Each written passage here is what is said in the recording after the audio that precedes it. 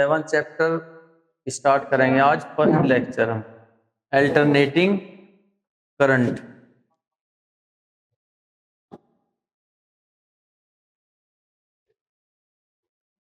तो आज तक हमने किस तरह के भी सर्किट देखे हैं, वे सारे सर्किट में जो करंट था वो कैसा था? Direct current, DC. जो सर्किट होता था उसमें एक बैटरी लगी होती थी या कोई सेल, और वो सेल या बैटरी करंट देती थी डायरेक्ट करंट, जिसमें इलेक्ट्रॉन्स एक पर्टिकुलर डायरेक्शन में ड्रिफ्ट वेलोसिटी से चलते थे, एक ही डायरेक्शन, यूनि डायरेक्शन। ठीक है, तो करंट कुछ इस तरह का होगा कि सपोज ये वोल्टेज है, ये करंट है, तो जैसे आप वोल्टेज बढ़ाते रहोगे करंट बढ़ता रहेगा, कुछ ऐसा। और जो करंट टाइम के हिसाब से होगा इसमें, वो कैसा होगा? बिल्कुल ऐसा, बिल्कुल। देखिए, जीरो टाइम पे देखोगे तो इतना करंट है, आप टाइम बढ़ाते जाओगे करंट की वैल्यू क्या रहेगी? सेम। ये डायरेक्ट करंट में था। डीसी में, डीसी जो है वायर के अंदर अंदर फ्लो करता है, in the inner side of wire. लेकिन हमें क्या पढ़ना है अब? एसी। तो जब आप डीसी सर्किट बनाते थे तो यहाँ पे कहीं ना कहीं रेजिस्टेंस होता था, यहाँ पे क्या लगी होती थी? सेल। तो ये डीसी सर्किट है, इसमें सेल या बैटरी होगी। लेकिन एसी सर्किट में ये नहीं होगा। एसी सर्किट आपने कभी नहीं बनाया है ना, तो पहली बार आप बनाते हो इस चैप्टर में। तो जो एसी सर्किट होगा उसमें जो सोर्स होगा ना वोल्टेज का, ईएमएफ का, वो कुछ इस प्रकार का होगा, ऐसे आप लिखोगे। ये आपका सोर्स है, ये सोर्स है किस चीज का? वोल्टेज का और ईएमएफ का। यहां से यही बैटरी है, एक तरीके से एसी की बैटरी यही है। ये स्विच है, यहाँ पे आप वायर्स लगाओगे, प्लग करोगे, यहाँ पे इस तरह के रेजिस्टेंस होंगे, तो इसमें जो करंट फ्लो होगा वो कौन सा होगा? एसी। ईएमएफ जो होगा वो कौन सा होगा? Alternating EMF. ठीक है, तो अल्टरनेटिंग ही करंट होगा और अल्टरनेटिंग ही ईएमएफ होगा, जो टाइम के हिसाब से बार बार क्या कर रहा होगा? चेंज हो रहा होगा। क्योंकि जो करंट इस वायर में होगा ना, इलेक्ट्रॉन्स उसमें एक डायरेक्शन में ड्रिफ्ट नहीं करती। एसी में, एसी में इलेक्ट्रॉन्स क्या करते हैं? अपने मेन पोजीशन पे वाइब्रेट करते हैं। तो जो भी जहां भी फ्री इलेक्ट्रॉन्स हैं वे बस अपने मेन पोजीशंस पे क्या कर रहे होंगे? यहाँ पे वाइब्रेट कर रहे होंगे, बस वाइब्रेट। और जब इलेक्ट्रॉन्स ऐसे वाइब्रेट करेंगे तो करंट कुछ इस तरीके से चलेगा, यानी कि करंट कहीं नहीं जा रहा। यहाँ पे मान लो इस एक्सिस पे करंट है, तो करंट कभी जीरो है और कभी मैक्सिमम, और फिर मैक्सिमम होगा अपोजिट डायरेक्शन में। तो करंट बस इन दो वैल्यूज के बीच में क्या कर रहा है? फ्लक्चुएट कर रहा है। करंट जो है सेम नहीं है, हर पॉइंट पे, हर टाइम पे, हर एंगल पे करंट की वैल्यू क्या हो रही है? चेंज। जैसे जैसे आप इधर से टाइम बढ़ाते जाओगे करंट की वैल्यू फ्लक्चुएट लगातार करती रहेगी। ठीक है, इसमें एक जैसा करंट, एक जैसी वैल्यू पे करंट नहीं चलता। तो चलो इसी के बारे में पहले बेसिक समझेंगे और फिर स्टार्ट करेंगे अल्टरनेटिंग करंट। तो सब इंट्रोडक्शन में, तो इसमें क्या है कि वही है कि सब आपके पास सबसे पहले क्या थे? डीसी सर्किट थे। डीसी सर्किट के बारे में सारी चीजें आप जानते हो। उसमें एक पर्टिकुलर करंट होता था और वायर हम जोड़ते थे, रेजिस्टेंस होता था, और एक फॉर्मूला लगता था V इक्वल्स टू IR। तो यहाँ से ये डायरेक्ट सर्किट था हमारा, डायरेक्ट करंट इसमें होता था। लेकिन इस चैप्टर में हमें स्टडी करना है एसी सर्किट, तो थोड़ा सा अपने दिमाग की मेंटलिटी थोड़ी सी बदलेंगे भाई। डीसी से थोड़ा हटाएंगे, डीसी से जब तक नहीं हटेगा एसी नहीं समझ आने का। तो डीसी में समझो, डीसी में जो वायर के अंदर इलेक्ट्रॉन थे वे बस यूनि डायरेक्शन, एक ही डायरेक्शन में चल रहे। तो एक पॉइंट से एक पर्टिकुलर अमाउंट ऑफ चार्ज जा रहा है, अगले टाइम में भी उतना ही जा रहा है, हर बार उतना ही चार्ज जा रहा है, तो करंट की वैल्यू एक जैसी है। लेकिन इसमें क्या हो रहा है कि इस पॉइंट से इलेक्ट्रॉन एक बार इधर गए, फिर इलेक्ट्रॉन इधर आए, तो करंट का डायरेक्शन एक बार ये होगा, एक बार ये होगा। अब करंट की मान लो हाईएस्ट वैल्यू 5 है, और जो हाईएस्ट वैल्यू है वो प्लस में भी 5 होगी और माइनस में भी 5 होगी। तो प्लस से माइनस के बीच में जब करंट चलेगा तो +5 से -5 के बीच में जितने भी वैल्यूज हैं सारे ही नहीं आएंगे भाई। +5 से +4, 3, 2, 1, 0, -1 और -5 तक। तो ये वैल्यूज लगातार करंट के चेंज होते रहेंगे, यानी कि करंट की वैल्यू टाइम के हिसाब से बदलती रहेगी। जैसे ये हमारा सर्किट होगा, ये मतलब ग्राफ होगा, इधर की तरफ क्या है? टाइम, और इधर की तरफ क्या है? करंट। ठीक है, तो अब करंट का जो ग्राफ है वो ये है। तो ये ग्राफ हमें ये बता रहा है कि जैसे जैसे आप टाइम बढ़ाते रहोगे तो करंट की वैल्यू लगातार चेंज हो रही है। यहाँ पे एंगल कितना है? 0। अब देखो, इससे पहले वाले चैप्टर में हमने एसी जनरेटर किया था, जो एसी करंट प्रोडक्शन कर रहा था। तो एसी करंट का जो वैल्यू आया था, जो हमारा फॉर्मूला आया था करंट का, वो क्या आया था, I is equal to I naught sine omega T. ठीक है, यही आया था ना। ओमेगा टी मतलब क्या है, एंगल ही है थीटा, थीटा को ओमेगा टी कहते हैं। तो ये हमारा फॉर्मूला आया था करंट का, I equal to I naught sine omega T. और आई नोट हमारा क्या था, पीक वैल्यू ऑफ करंट। ठीक है, और ये एंगल। तो अब साइन की वैल्यू 0 रखो आप यहाँ पे, साइन 0 डिग्री। तो साइन 0 की वैल्यू क्या होगी, 0। तो आई का वैल्यू कितना आया, 0। साइन की वैल्यू 90 डिग्री रखो, तो साइन 90 पे कितना वैल्यू होगा, 1। तो आई की वैल्यू कितनी होगी, आई नोट, यानी कि करंट मैक्सिमम होगा। अच्छा, अब यहाँ पे देखो 0 डिग्री पे 0, और यहाँ पे कितना एंगल होगा, 90। ये पूरा साइकिल है, ये आधा साइकिल और ये आधा साइकिल, हाफ और हाफ, ये कंप्लीट साइकिल है यहाँ से यहाँ तक। कंप्लीट साइकिल कितने डिग्री का होता है, 360 डिग्री का। तो इसका हाफ कर दो यहाँ तक, कितना हो गया, 180 डिग्री। और इसका भी हाफ कर दो, ये कितना हो गया, 90 डिग्री। तो 90 डिग्री पर करंट की वैल्यू कितनी आ रही है, मैक्सिमम। तो ये जो वैल्यू है कितनी है, आई नोट। 180 डिग्री पर आप देखोगे साइन 180 डिग्री कितना होगा, 0, अगेन 0 है। साइन फिर देखोगे 270, तो 270 पे वैल्यू कितनी आ जाएगी, नेगेटिव में मैक्सिमम आ जाएगी, माइनस आई नोट। तो यहाँ पे साइन 270 की वैल्यू -1, तो ये हो जाएगी माइनस आई नोट। तो जैसे जैसे आपका एंगल चेंज होता रहेगा टाइम के हिसाब से, वैसे वैसे करंट की वैल्यू भी चेंज होती रहेगी। और एंगल चेंज होने का मतलब क्या है, फिर समझो कि हमारे पास क्या है, एक सर्किट है। ये एसी सर्किट हमने बनाया कुछ इस तरीके से। ठीक है, ये हमारा वायर है। इस वायर के अंदर जो इलेक्ट्रॉन्स हैं, वे सारे के सारे फ्लक्चुएट कर रहे हैं, ऐसे वाइब्रेट कर रहे हैं। इलेक्ट्रॉन एक बार इधर गए और एक बार इधर आए, सारे इलेक्ट्रॉन्स क्या कर रहे हैं, वाइब्रेट।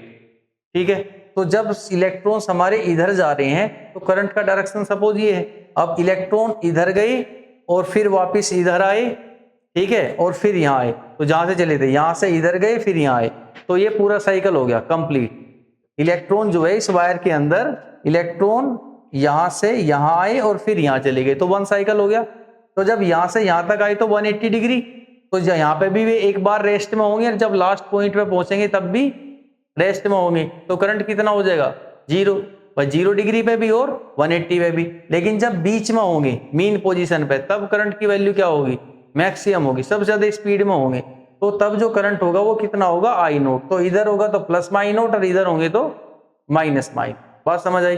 तो टाइम के हिसाब से जैसे जैसे टाइम चलता रहेगा, ये इलेक्ट्रॉन्स बस अपना मीन पोजीशन पर वाइब्रेट करते रहेंगे, वाइब्रेट करेंगे। एक बार करंट इधर, ठीक है, मैक्सिमम होगा, इधर की तरफ जब है तो मैक्सिमम होगा नेगेटिव डायरेक्शन में, 0 होगा हर बार साइकिल में 2 बार। ठीक है, तो इस तरीके से करंट लगातार टाइम के हिसाब से वैल्यू वेरिएबल रहेंगी, चेंज होती रहेंगी। एक्चुअली में करंट ऐसे ऐसे नहीं भाग रहा, ये ऐसा ऐसा इसका क्या आया, ग्राफ। टाइम के हिसाब से करंट कैसा है, तो करंट तो बस ऐसा है, इधर और इधर, केवल 2 डायरेक्शन का ऐसा ऐसा करंट। क्लियर है। जो हमारा ग्राफ किसका होगा, करंट का, वैसा ही ग्राफ किसका होगा, ईएमएफ का। ईएमएफ भी हमारा इसी तरह फ्लक्चुएट करेगा।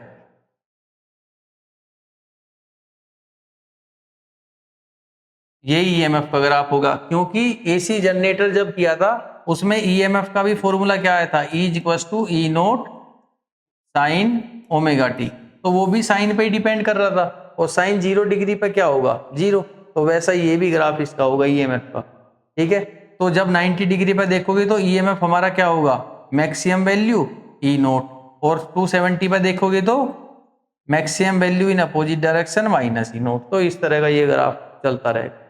ठीक है, समझ आया बेसिक क्या है। तो करंट, एसी करंट लेंगे तो ये वैल्यू लेंगे, एसी ईएमएफ लेंगे तो ये वैल्यू लेंगे।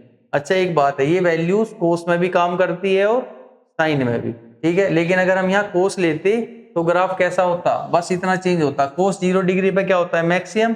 तो इसका ग्राफ यहां से चलेगा ऐसा, साइन है तो यहां से चलेगा। ठीक है, तो अगर हम एक क्वेश्चन इस तरह आया कि I equal to I naught cos omega T लिखा हुआ है, तो वो भी ठीक है, बस उसका ग्राफ ऐसा होगा, ये समझ कि कोस 0 पे मैक्सिमम वैल्यू हो रही है, चाहे वो करंट हो या फिर ईएमएफ। क्लियर हो गया। अच्छा, कुछ और क्वेश्चंस भी होंगे। कई बार क्वेश्चंस में आपको यहाँ ई की जगह क्या मिलेगा, V. V is equal to V naught sine omega T. V naught cos omega T, तो वो भी सब एक ही बात है, ई और बी क्या है, सेम ही है ना, ईएमएफ ना कह के उसने क्या कह दिया, वोल्टेज। बात समझ आई। चल अब इसमें टॉपिक्स करते हैं, क्योंकि ये चैप्टर को कुछ पार्ट्स में डिवाइड कर रखा। अब देखो सबसे पहला पार्ट है रिलेशन का, है ना। तो हम यहाँ पे क्या देखेंगे कि करंट जो है हमारे कुल मिला के 3 तरह के करंट होंगे, क्योंकि करंट एक्चुअली में क्या कर रहा है, चेंज कर रहा है हर बार। तो करंट हम 3 लेंगे, एक तो लेंगे maximum value of current, peak value of current जिसे कहेंगे आई नोट, है ना।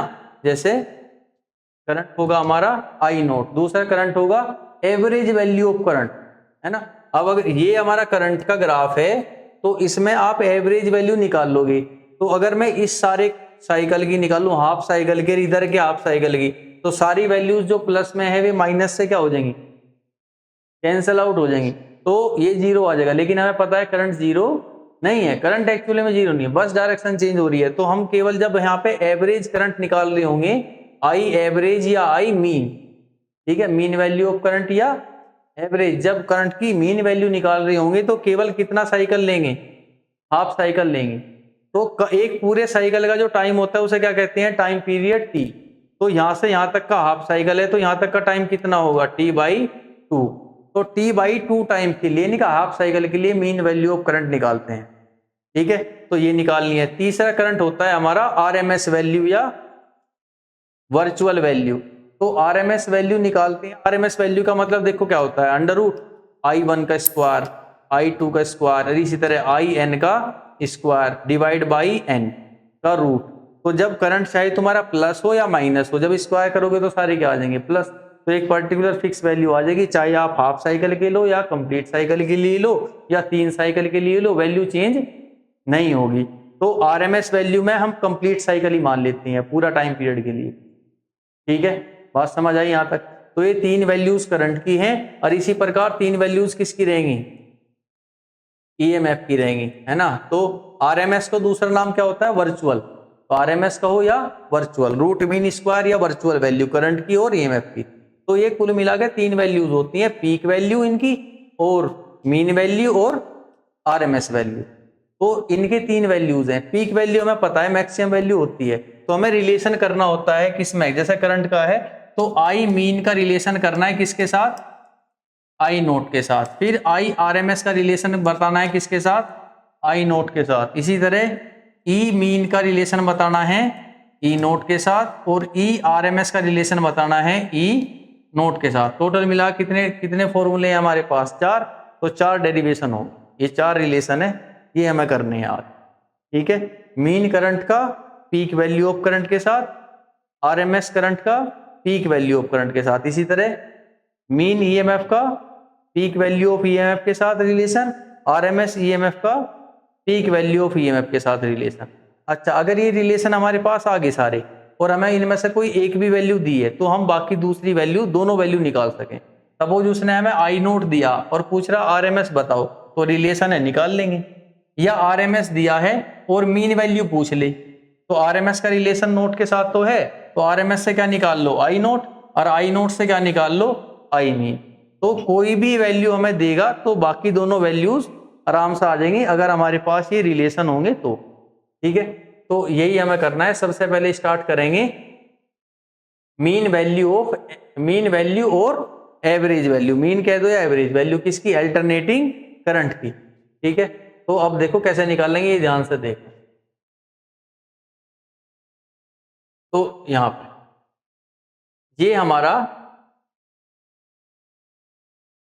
अल्टरनेटिंग करंट का ग्राफ हो गया, इधर टाइम इस तरह, ठीक। तो अब मैं मीन वैल्यू के ग्राफ से, इस करंट से, अब एक सर्किट है उसमें करंट है, ठीक है, और अल्टरनेटिंग करंट है, और मैं उसके करंट को मेजर करना चाहता हूं। तो किसी भी इंस्ट्रूमेंट से अल्टरनेटिंग करंट का मेजरमेंट करना पॉसिबल नहीं है। आप मेजरमेंट कैसे करोगे, वो इंस्ट्रूमेंट के अंदर करंट फ्लो करेगा, तब वो एक रीडिंग देगा, भाई इतना करंट है। और जब तक वो रीडिंग देगा, आपको पता है करंट की वैल्यूज चेंज हो रही है कितनी स्पीड से, भाई 50 हर्ट्ज तो फ्रीक्वेंसी होती है, तो 100 बार वैल्यू चेंज होगी। तो अब वो जो सुई होगी एमीटर की, वो तो बस क्या करती रहेगी, फ्लक्चुएट ही करती रहेगी। तो वैसा पॉसिबल नहीं है, उस सर्किट में हम एमीटर तो नहीं लगा सकते। तो फिर हम अल्टरनेटिंग करंट को मेजर करते हैं किस करंट के द्वारा? डीसी करंट के द्वारा। किस प्रकार कि T/2 टाइम के अंदर। कितने टाइम में? T/2, कोई भी होगा, हाफ टाइम होगा, पूरे साइकिल का हाफ टाइम है इसके साइकिल का। अब इसने T/2 टाइम में इनके अपने हाफ साइकिल में कितना चार्जेस एक पॉइंट से इधर निकाल दिया। The total charge transfer through a point in T/2 time by AC। तो AC सर्किट ने T/2 टाइम में सपोज कितना चार्ज निकाल दिया? Q। इस Q की वैल्यू मान लो कि सपोज 5 कूलाम है, तो इसने T/2 टाइम में कितना चार्ज पास कर दिया पॉइंट से? 5 कूलाम। तो हमने अब डायरेक्ट करंट लिया। डायरेक्ट करंट में हमने देखा कि जो हमने करंट लिया वो वैल्यू कुछ कम थी। सपोज T/2 टाइम में ये कितना चार्ज ट्रांसफर कर रहा था? 2 coulomb.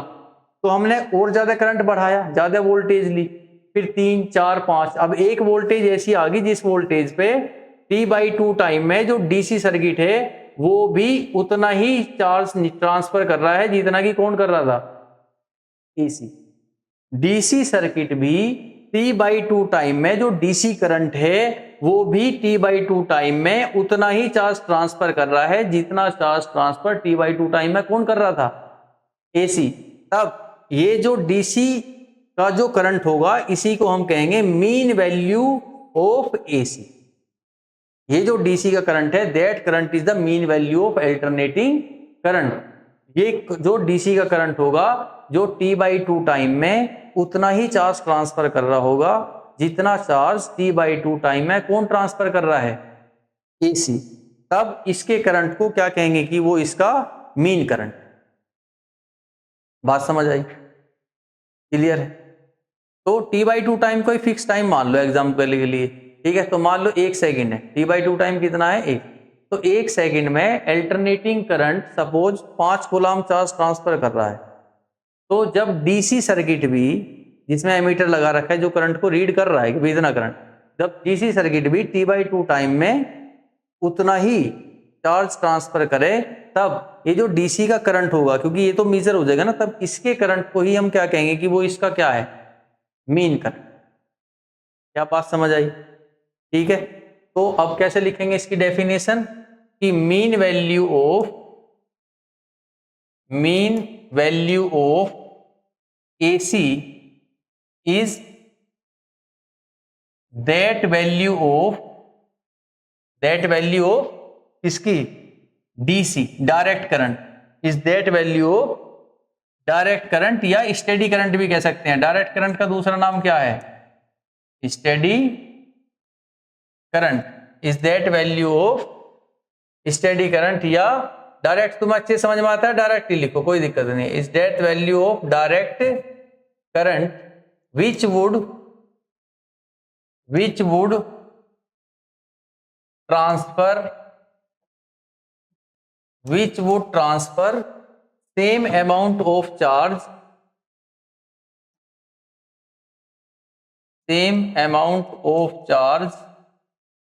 in T/2 time as is transferred by AC in same time,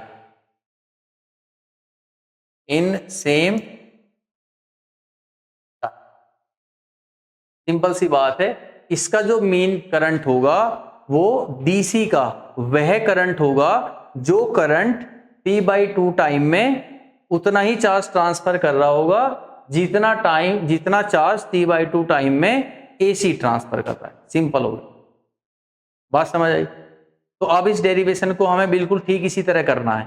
कैसे कि हमें चार्ज तो दोनों तरफ सेम है ना, T/2 टाइम में ये भी उतना ही चार्ज ट्रांसफर करेगा, ये भी। तो पहले तो अल्टरनेटिंग करंट का चार्ज निकाल लो T/2 टाइम में, और फिर डीसी करंट का चार्ज निकाल लो T/2 टाइम में, और दोनों चार्ज की वैल्यू क्या रख दो? इक्वल रख दो। तो जब डीसी का निकाल लोगे तो इसमें जो करंट लोगे उसे क्या लिख दोगे? IM, क्योंकि इसका वो करंट उस टाइम पे कितना होगा? IM ही होगा। तो इन्हें बराबर करके तो इसकी वैल्यू आ जाएगी, मीन करंट की वैल्यू आ जाएगी। भाई डीसी का T/2 टाइम में जो चार्ज है और एसी का T/2 टाइम में जो चार्ज ट्रांसफर है, दोनों क्या है? सेम है। ठीक है। तो अब एसी के लिए पहले निकाल लेंगे। तो 4 AC। अब AC के लिए चार्ज निकालना, तो हमें पता है AC के लिए करंट का फॉर्मूला क्या लगेगा, dq अपॉन dt, क्योंकि वैल्यूज लगातार चेंज होती रहे। और DC में क्या होता है, DC में direct current equals to charge upon time, तो टाइम वहां क्या लेते हैं, T/2, जो भी टाइम है, क्योंकि वो फिक्स वैल्यू है। लेकिन ये लगातार क्या हो रही है, चेंज, तो इसमें स्मॉल चेंज लेंगे, small transfer of charge with a very small time, तो I equals to dq upon dt। अब AC में करंट का तो पता ही है, AC में करंट कितना होता है, I equals to I naught sine omega T, ठीक है, वो अलग बात। I equals to dq by dt आ गया। हमें क्या निकालना है, चार्ज, तो dq हमारा कितना होगा, I dt। अब वैल्यू किसकी ले लेंगे यहाँ पे, I की, तो dq इक्वल्स टू I की वैल्यू कितनी है, I naught sine omega T. फिर क्या करेंगे, चार्ज निकालने के लिए इंटीग्रेशन, इंटीग्रेशन बोथ साइड, तो इंटीग्रेशन करोगे तो dq का integration equals to I naught sine omega T का इंटीग्रेशन, और ये हाँ I dt है, तो I ये हो गया, फिर dt, तो dq का इंटीग्रेशन करेंगे कितना आ गया, q, I नॉट तो बाहर आ गया, अब इंटीग्रेशन किसका बचा, साइन ओमेगा टी dt, तो साइन ओमेगा टी का इंटीग्रेशन कितना होगा, हाँ minus cos omega T upon में ओमेगा। अब हमें लिखनी है लिमिट, और लिमिट किसकी लिखेंगे, टाइम की, इंटीग्रेशन टाइम के हिसाब से करवा रहे, और लिमिट हमारी क्या है, 0 से लेके T/2, ठीक है। तो अब ये ओमेगा बाहर आ जाएगा, क्योंकि इसमें तो टाइम है नहीं, ये बाहर आ गया, Q equals to I naught upon omega, और माइनस ये बाहर आ गई, अंदर क्या बचा, कोस ओमेगा टी, और लिमिट है 0 से लेकर T/2। अब यहाँ पे वैल्यू रखेंगे, टाइम की वैल्यू रखेंगे पहले T/2, फिर माइनस, फिर लोअर लिमिट 0, और फिर देखते हैं क्या आंसर आएगा, ठीक। तो अब Q is equals to minus I naught upon omega और कोस, अच्छा ओमेगा का फॉर्मूला क्या होता है, 2 पाई अपॉन कैपिटल टी, तो ओमेगा होता है 2 pi upon capital T into में स्मॉल टी की वैल्यू क्या रखनी है हमें, T/2, तो ये T/2, फिर माइनस कोस ओमेगा का वैल्यू 2 पाई बाई टी, और इनटू में लोअर लिमिट क्या है 0, तो Q is equals to minus I naught upon omega, time से टाइम और 2 से 2 कैंसिल हो गया, तो क्या बचा, कोस पाई माइनस कोस 0, तो कोस पाई की वैल्यू क्या है, कोस पाई कितना होगा, -1, कोस 180, और माइनस में कोस 0 कितना 1, तो माइनस माइनस फिर प्लस कर देंगे तो कितना आ गया, माइनस के 2, माइनस माइनस यहाँ पे प्लस हो गया, तो ये आ गया 2 I नोट अपॉन, ये चार्ज आया किसके द्वारा, AC के द्वारा, सिंपल है, I equals to dq by dt, तो dq निकाल लिया हमने, I की वैल्यू हमें पता ही है कि AC में इतनी होगी, ठीक। अब DC के लिए 4 DC, तो DC के लिए चार्ज निकालना तो सिंपल ही है, बस क्या करोगे, Q equals to I upon T, charge भाई चार्ज कितना होगा, अच्छा करंट बराबर है current, I equals to Q upon T, T कितना है T/2, तो 2 ऊपर चला गया, हमें क्या निकालना, चार्ज, तो चार्ज कितना होगा, Q equals to I into T upon 2, ये चार्ज निकल गया डायरेक्ट, ठीक है। और ये चार्ज दोनों क्या हैं, सेम है, ये इक्वेशन 1 है और ये इक्वेशन हमारी 2 है, ये दोनों चार्ज सेम है। अगर ये दोनों चार्ज सेम है बेटे, तो इसकी जो DC का करंट है उसे क्या लिखोगे फिर आप, मीन करंट ऑफ AC, तो इसे I ना लिख के बस क्या लिखना है, IM, ये मीन करंट है AC का, ठीक है। अब ये दोनों चार्ज सेम है तो इन्हें बराबर कर दो, from equation first and second, तो ये जो हमारा है IM इंटू T/2, ये बराबर होगा किसके, 2 I नोट बाई ओमेगा के, तो अब ठीक है,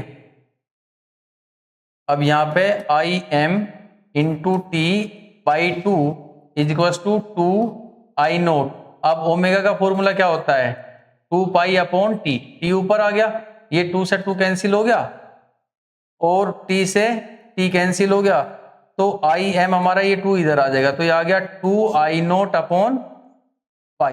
ये फॉर्मूला है किसका? मीन करंट का। अब चाहे तो इसकी वैल्यू भी निकाल सकते हैं, ठीक है। बाकी ये फॉर्मूला भी हम याद रखेंगे, 2I0 अपॉन पाई। तो I M is equal to 2I0 और पाई की वैल्यू 3.14। तो इसे कैलकुलेट करेंगे, ये आ गया 0.637 I0। तो I mean is equal to 0.637 I0, ये हमारा रिलेशन, ठीक है। ये वैल्यू इंपॉर्टेंट है, इसे याद रखें। क्लियर हो गया? समझ आया? बिल्कुल ठीक इसी तरह क्या निकालना है आप? मीन या एवरेज वैल्यू ऑफ ईएमएफ, ठीक। तो देख, अब फिर वही है, हमारे पास क्या है?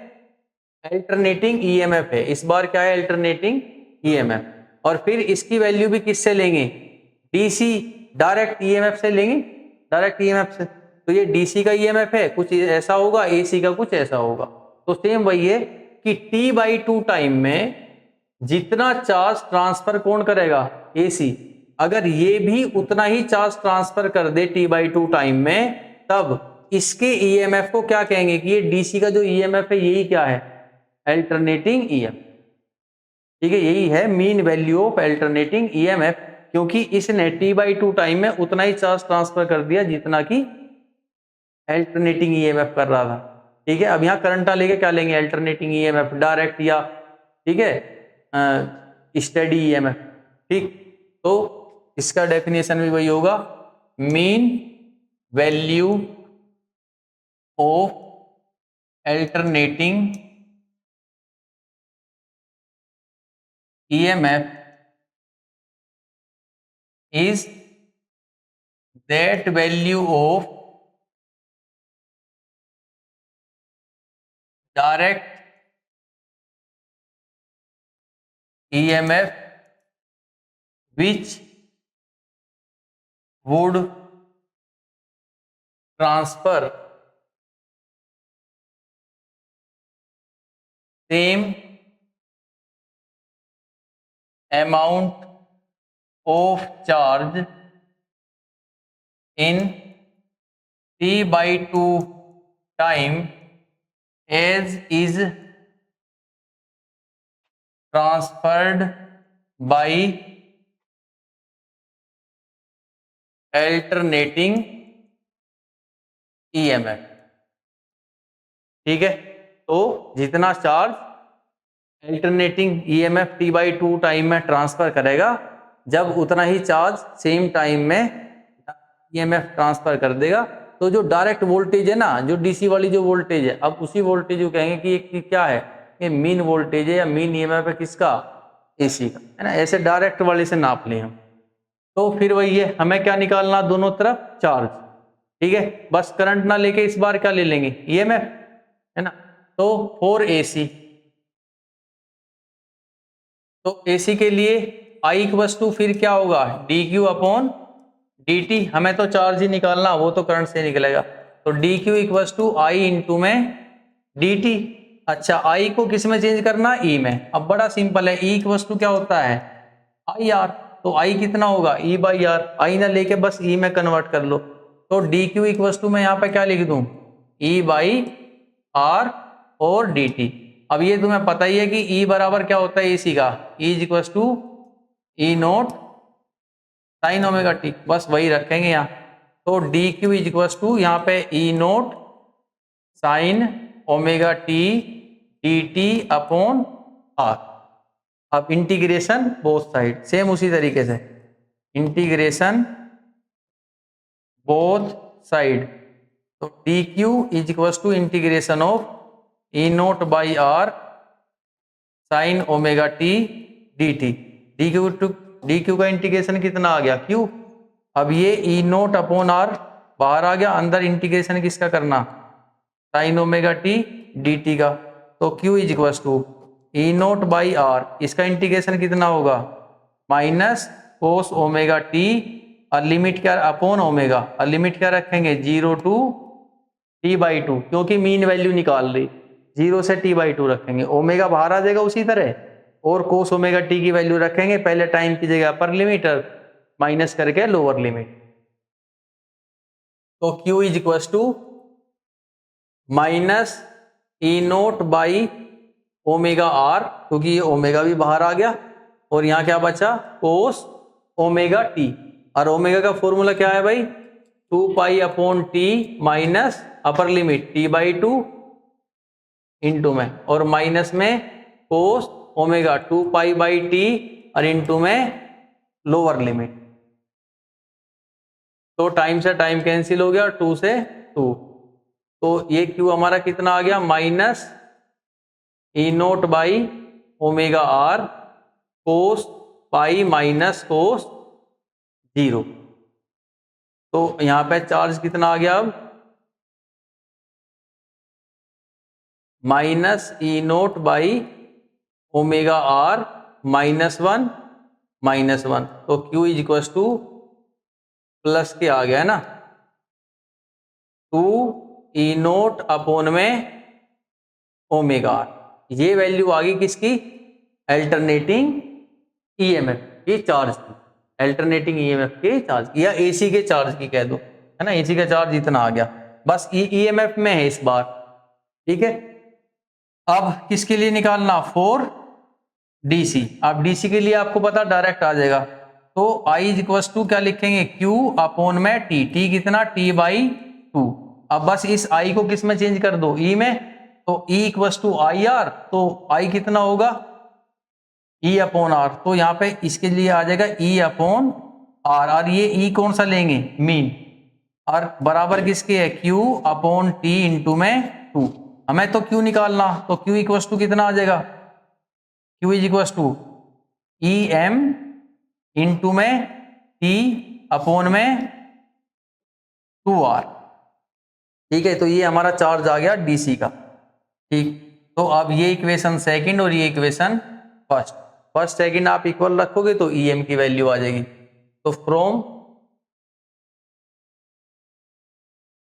इक्वेशन फर्स्ट एंड सेकंड, तो अब यहां से ई एम टी अपॉन में 2R that is equal to 2 E naught upon omega R, तो R से तो R कैंसिल हो गया, चलो अब फिर ओमेगा की वैल्यू भी रख लेंगे, E M T upon 2 is equal to 2 E naught, और ओमेगा की वैल्यू क्या है भाई 2 पाई अपॉन टी, टी ऊपर आ गया, टी से टी कैंसल और 2 से 2 कैंसल, तो ई एम हमारा कितना आ गया E M is equal to 2 E naught upon pi. ठीक है, ये वैल्यू सेम फॉर्मूला होगा, बस करंट की जगह ईएमएफ आ जाएगा। तो यहाँ पे फिर अब पाई की वैल्यू रखेंगे, E M is equal to 2 E naught upon pi की वैल्यू 3.14, तो आ जाएगा 0.637 ई नोट, तो ई एम हमारा आ गया 0.637 ई नोट के बराबर। ये रिलेशन है ईएमएफ का, एवरेज का, करंट का और ईएमएफ का, अगर हमें क्या निकालना हो एवरेज। ठीक है, नेक्स्ट इसके बाद क्या लेंगे आरएमएस वैल्यू का, तो आरएमएस वैल्यू का चार्ज ट्रांसफर से नहीं लेते, आरएमएस वैल्यू का किससे लेंगे हीट ट्रांसफर से, हीट रिलीज या हीट प्रोड्यूस, है ना।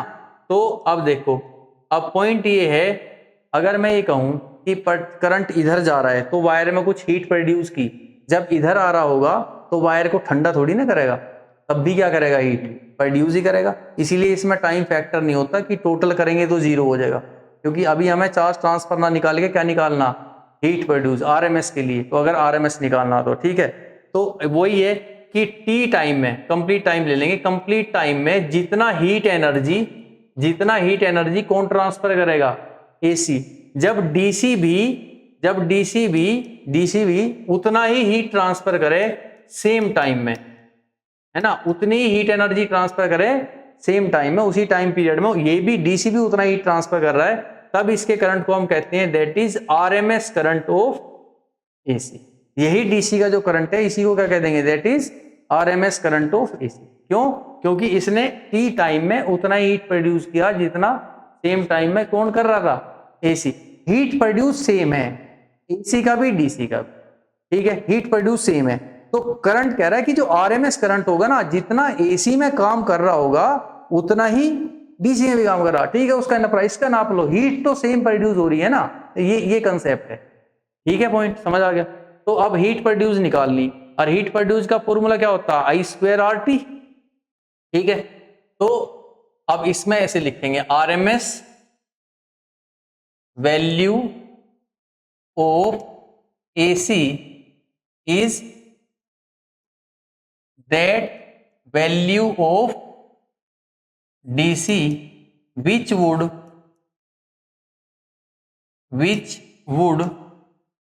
generate same amount of heat energy as is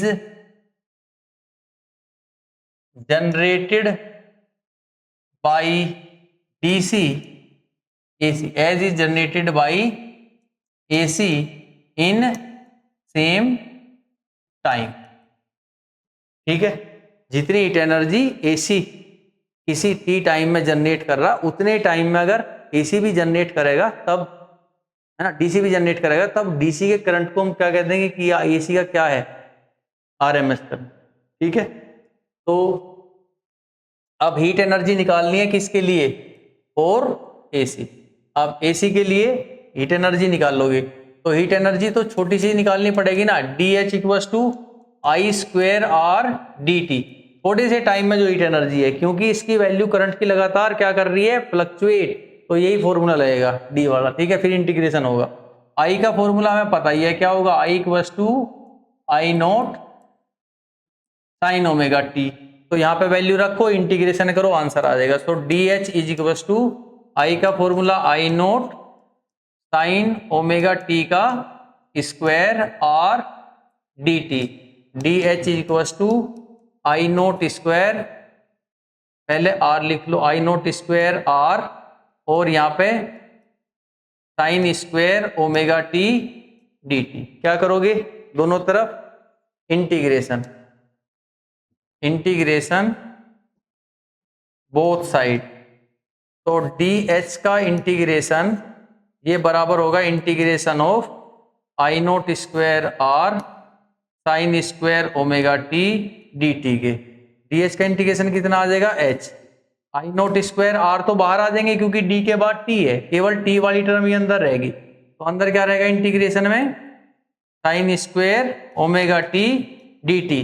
क्या किसी स्क्वायर का इंटीग्रेशन हो जाएगा, बताओ जरा, किसी स्क्वायर का इंटीग्रेशन पॉसिबल नहीं होता, तो साइन स्क्वायर का अब कैसे निकाल लेंगे, अब एक फॉर्मूला है, तुमने देखा होगा मैथ्स में कि भाई कोस 2 थीटा, एंगल आपका फॉर्मूला है cos 2 theta equals to 1 minus 2 sine square theta, तो यहां से साइन स्क्वायर थीटा की जगह बस ओमेगा टी आना, तो साइन स्क्वायर थीटा निकाल लोगे, इसे इधर ले आओ, प्लस हो गया, ये इधर आ जाएगा, तो ये आ जाएगा साइन स्क्वायर थीटा बराबर 1 माइनस कोस 2 थीटा बाई 2, ठीक है। साइन स्क्वायर थीटा का फॉर्मूला ये, इससे क्या होगा कि आपका स्क्वायर हट जाएगा और फिर इसका इंटीग्रेशन हो जाएगा, ठीक है। तो साइन स्क्वायर थीटा कितना होगा, 1 माइनस कोस 2 थीटा बाई 2, और थीटा की जगह आप क्या यूज करोगे, ओमेगा टी, ठीक है। तो यहाँ पे साइन स्क्वायर ओमेगा टी की जगह हम क्या लिखेंगे, 1 minus cos 2 omega T upon 2 और डी टी, है ना, क्योंकि अभी इंटीग्रेशन नहीं किया हमने, ठीक है। फिर ये 2 बाहर आ गया, तो h is equals to I naught square R upon 2, और अब करेंगे इंटीग्रेशन, तो इंटीग्रेशन किसका करेंगे, पहले 1 का 1 डी टी, माइनस इंटीग्रेशन किसका करेंगे, कोस 2 ओमेगा टी डी टी, और ब्रैकेट 1, कुछ इस तरह, ठीक है। तो 1 डी टी का और फिर इसका माइनस, ये 2 बाहर आ गया। अब h is equals to I naught square R upon 2 और इंटीग्रेशन 1 डी टी का इंटीग्रेशन कितना होगा, t, और लिमिट क्या रखोगे 0 से लेके t तक, माइनस कोस 2 ओमेगा टी का इंटीग्रेशन कितना होगा, sine 2 omega T upon 2 omega और लिमिट 0 से t। क्लियर? चलो अब वैल्यूज पुट करेंगे। h is equal to I naught square R by 2। अच्छा बताओ t का क्या होगा, t माइनस 0, तो इसका कितना आ गया, t माइनस में। अब 1/2 ओमेगा तो बाहर आ गया इसमें से, अब वैल्यू बस इसमें रखेंगे अपर लिमिट और लोअर लिमिट, तो यह आ गया साइन 2 ओमेगा का 2 पाई अपॉन t इंटू में इसका t बाई 2, ठीक है, माइनस में साइन 0 डिग्री, यही रखेंगे ना, ये साइन 0 हो जाएगा, ये तो 0 है, ठीक है, t यहाँ पे लोअर लिमिट 0 रखेंगे तो 0 हो जाएगा पूरा।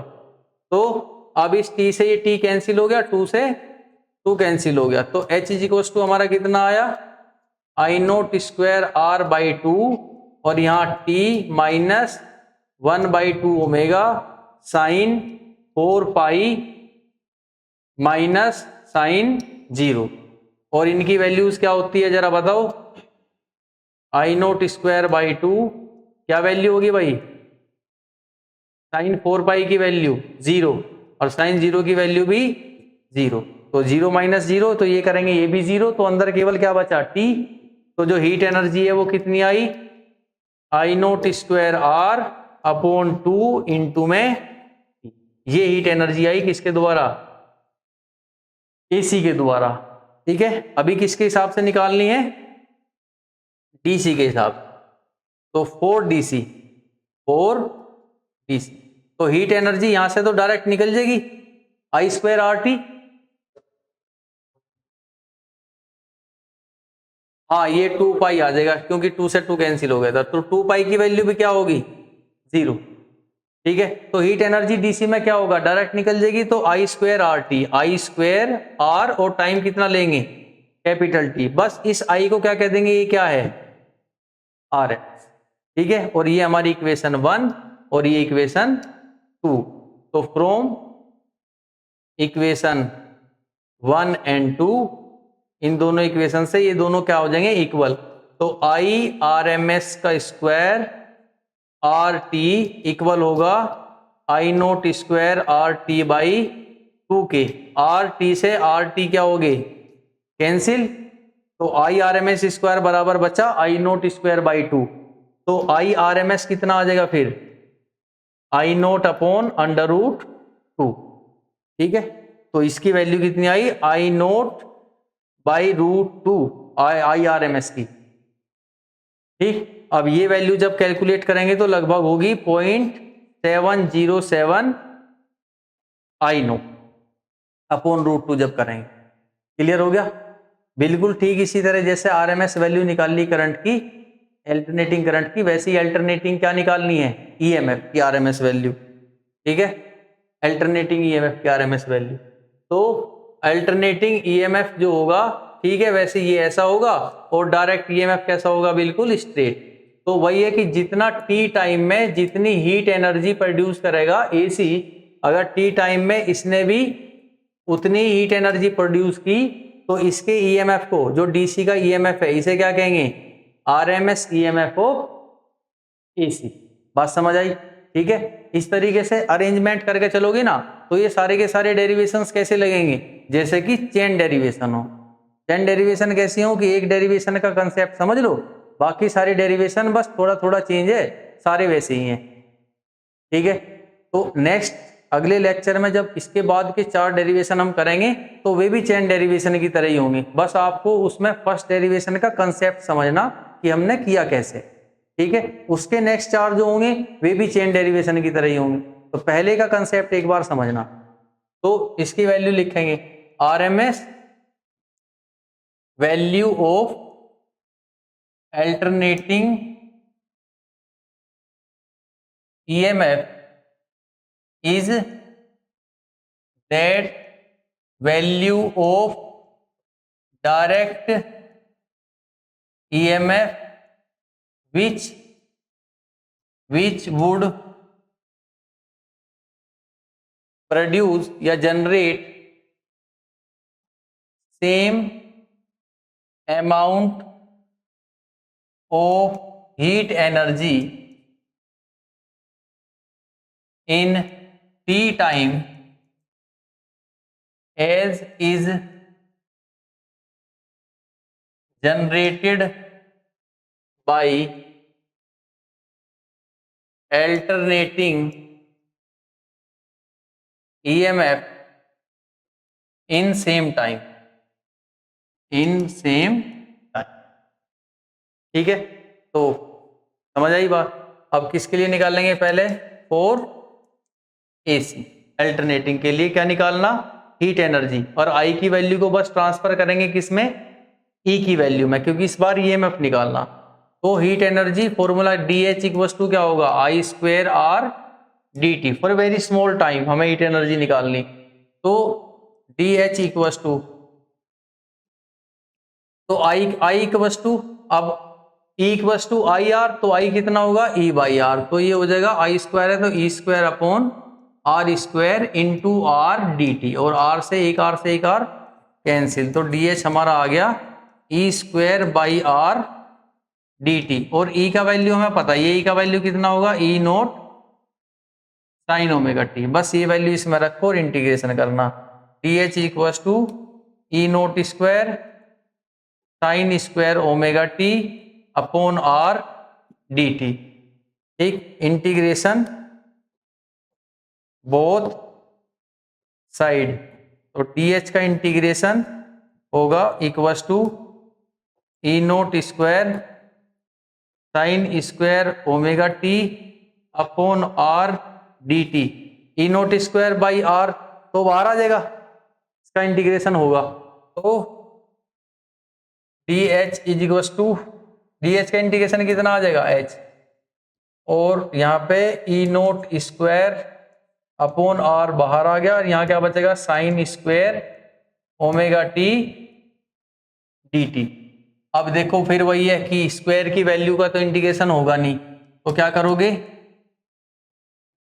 हाँ इसे आप यहाँ पे वैल्यू रखोगे 1 minus cos 2 omega T upon 2, और फिर इसका इंटीग्रेशन करोगे, ठीक है, तो 2 तो बाहर आ गया, तो h is equal to E naught square by 2 R, और हम इंटीग्रेशन किसका करेंगे भाई, अब यहाँ 1 डी टी का, 1 से मल्टीप्लाई करो 1 डी टी, और minus integration of cos 2 omega T D T, और फाइनली आपको पता कोस 2 ओमेगा टी डी टी का इंटीग्रेशन क्या आना है, 0 है ना, फिर साइन आ जाएगा यहाँ sine 2 omega T upon 2 omega, sine 2 omega T का इंटीग्रेशन 0, ठीक है, तो इसे डायरेक्ट 0 लिख लेंगे, h is equal to E naught square by 2 R, और यहाँ पे t और लिमिट 0 से लेके t तक, और माइनस इसका इंटीग्रेशन कितना आना 0, तो हीट एनर्जी हमारी कितनी आ गई, E naught square into T upon 2 R, and that is equation 1, ठीक। अब क्या निकाल लेंगे, फोर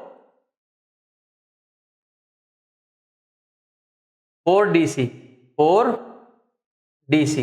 अब डायरेक्ट करंट के लिए हीट एनर्जी डायरेक्ट फॉर्मूला लगा दो, heat energy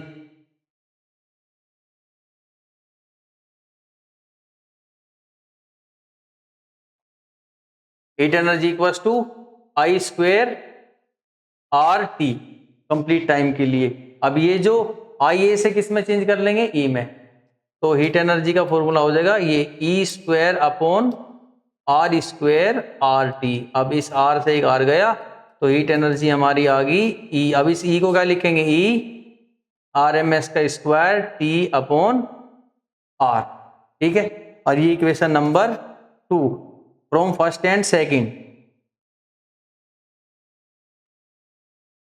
from first and second. हाँ, तो ये पे क्या था, E naught square T by 2 are,